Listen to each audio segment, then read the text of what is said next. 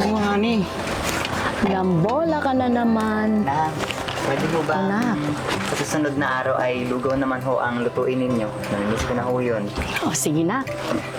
Lalagyan ko ng maraming luya. Sinanang naman. Alam niyo ang ayoko ng luya at ng gulay. Bakit nilalagyan ng marami? Mas maganda yun, anak, kasi pang-resistensya mo. Para ho sa inyo, lalakasan ko at kakainin ko yung lugaw na yan na Oh, maraming luya. Tama yan, nak. Tingnan ho. Paano mo mapangalagaan ang sakahan natin kung palagi ka naman nasa ospital? Di ba, honey? Kamusta ho ba ang sakahan tayo? Okay naman, anak. Medyo nakakabawi ng kaunti. Dasal ho tayo. Okay? Ano mga Ama, Anak, ng Espiritu Santo. Amen. Amen. Ano po?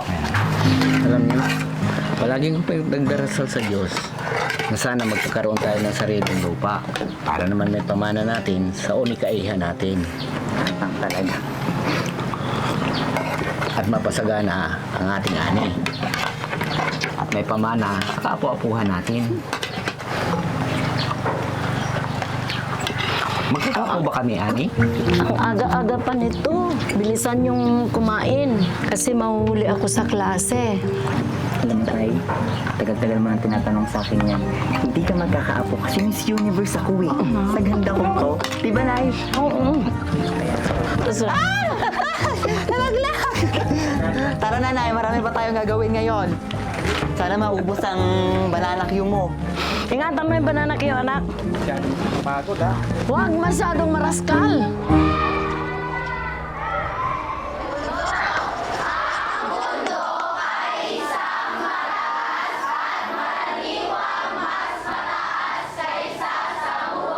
Sige mga anak, ano ang katangian ng bundok? Sige, Nina. Yung dito po, malapit. Kitang-kita po pag sumilip ka sa bintana. May matulis, puro puno po. Meron din po malapit sa bahay ng lola ko, pero hindi na po siya ganito. Tapos parang kalbo na po. Puro pulang lupa na lang, hindi na po green. Salamat sa pagbabahagi, Nina. Importante yan. Pero tapusin muna natin to. Naku, pagpagod na, magpahinga muna. Lagot na naman ako mamaya kay nanang mo. Ano ka ba, Tang? Kerry. Siya nga pala, Tang. Tanong ho ako. Bakit ho yung pangarap niyo hindi para sa sarili niyo? Wala ho ba kayong sariling pangarap? Mayroon din siyempre anak. Pangarap ko rin makapagtapos sa pag-aaral noon. Ang problema, kapos din ang aking mga magulang. Kaya hindi ako nakapagpatapos sa pag-aaral. Pero hindi bali anak, kahit hindi ko matapos ang aking pag-aaral, matutupad ko naman para sa iyo. Galing niyo nga, Tang, no? Hangang-hanga talaga ako sa inyo ni Nanang kasi napagtapos niyo ako ng pag-aaral kahit na di naman ho tayo mayaman. Pero ito, Tang, bakit hindi niyo ho may iwan-iwan yung pagsasaka kahit na may ibang oportunidad ho naman ho para sa atin? Anong paborito mong pagkain? Lugaw. Saan galing yun? Parang alam ko na anong sasabihin mo, Tang. Alam mo anak, dapat hindi tayo minamaliit na magsasaka. Kung hindi dahil sa atin, sino magpapakain sa Pilipinas? Ang bongga mo talaga, Tang. Kaya, Tang, may bago na akong pangarap. Ganun, no? Malaki.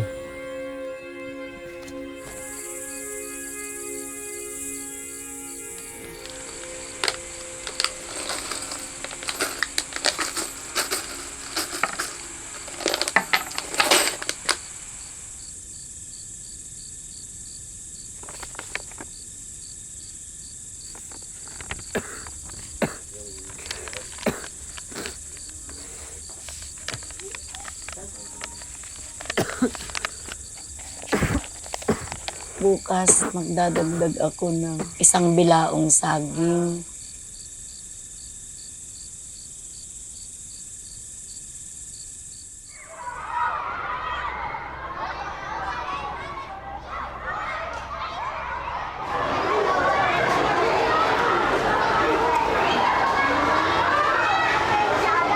Hello, ma'am. Banana cue po kayo dyan.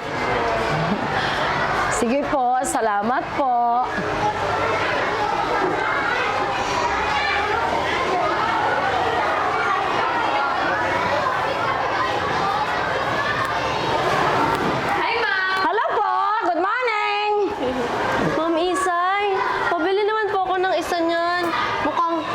extra special to ngayon ah. Oo, ma'am, tinulungan ako ni Ani sa pagluto niyan.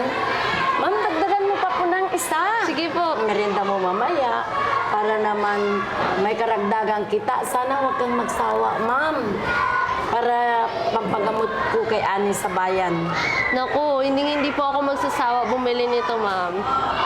Ay, nga po pala, ma'am, yung uncle ko po na malapit sa sakahan nyo, nilapitan po ng DAR. Nakapagpalista po sa Project Split ba yun? Meron po akong number nung nakausap ng uncle ko. Text ko po sa inyo ngayon. Sige, ma'am. Okay na po, ma'am. Chat ko na lang po sa cellphone nyo. Mauna na po ako.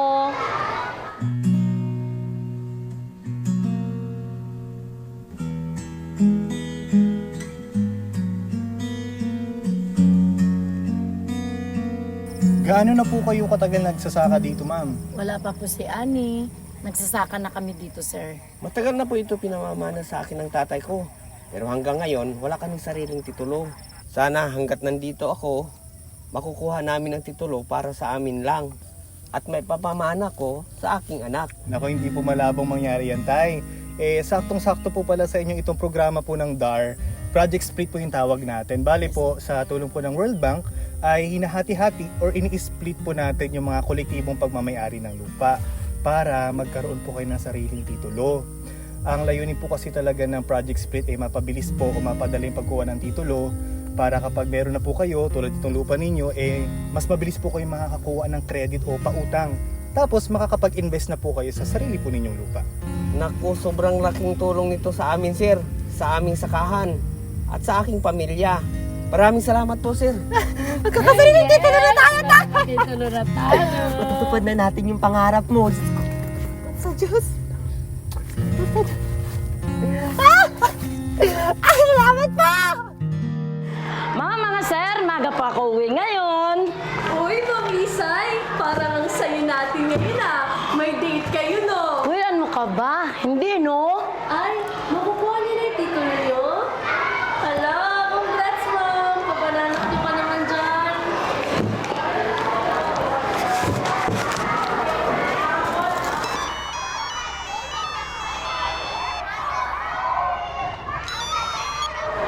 Hello? Ano?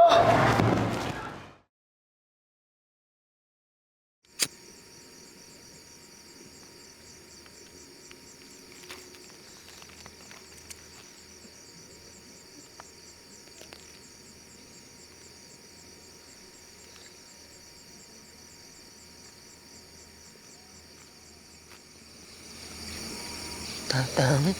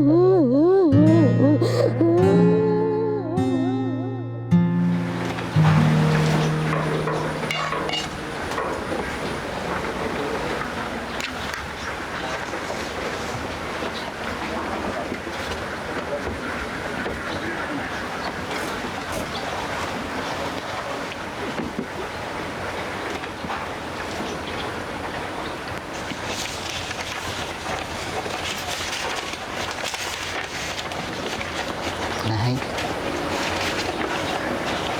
mas mabuti po siguro kung asikasuhin na po natin yung lupa.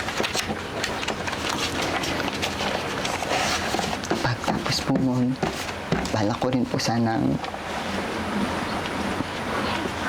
sanang taniman pa ng ibang prutas at gulay pandagdag kita. Ganitong hirap na po ng buhay.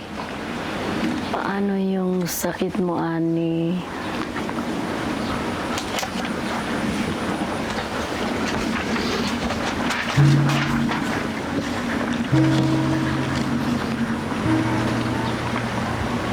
May mga kaibigan naman po ako na kailangan ng pandagdag pa silang tumulong. Balang araw may makakabangon din tayo, ha? Sige na. Basta huwag mo kong iiwan. Huwag mo kong iiwan.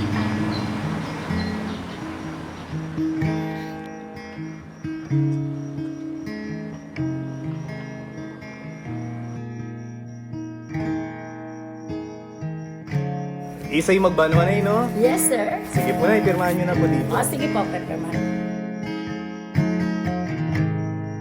Ito na po, Nay. Ito na po ang titulo ninyo.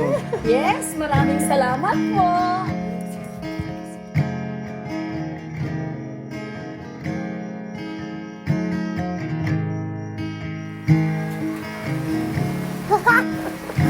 Tuloy na tayo. Pangarap tayo.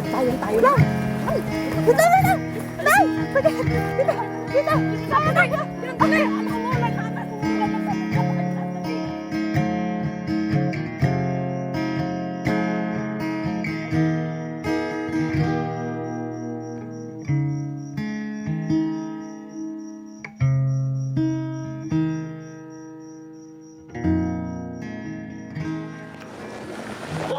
Nay! Naku, busy ka na naman. Ano ho? God bless, Nak. Ito na, galing ako sa seminar ho ng DAR. Siyempre, ang Miss Universe ninyong anak ay nagpresenta ho na maging susunod nilang tagapagsalita para ho sa harap ng maraming kabataan. Halika nga, anak. Ang galing naman ng anak ko. Proud kami ng tatang mo. Tsaka, meron sana akong isang request lang. Sana pagbigyan mo ako. Oo naman. May pagluto mo kami ng lugaw na maraming luya. Panigurado ho ko magugustuhan nila yon dahil sabi mo nga, masustansya. Oo naman, At Nak. sana po, makasama kayo sa akin kapag ako ngayon sasalita. Magandang araw ho sa inyong lahat. Maraming salamat ho sa pagdalo ng ating seminar. Ako ho si Isagani, anak ng mag-asawang magsasaka. Noon ho, maliit lamang ang aking pangarap. Simple. Malawak na sakahan, masaganang ani, malaking kita.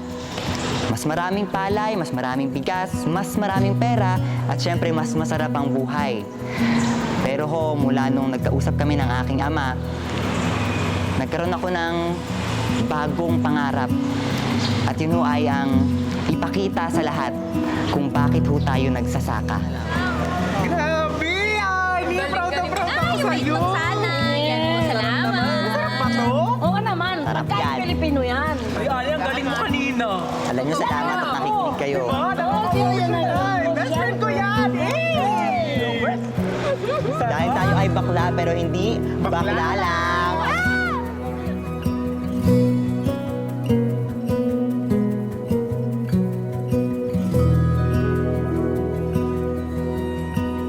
Hello, sir.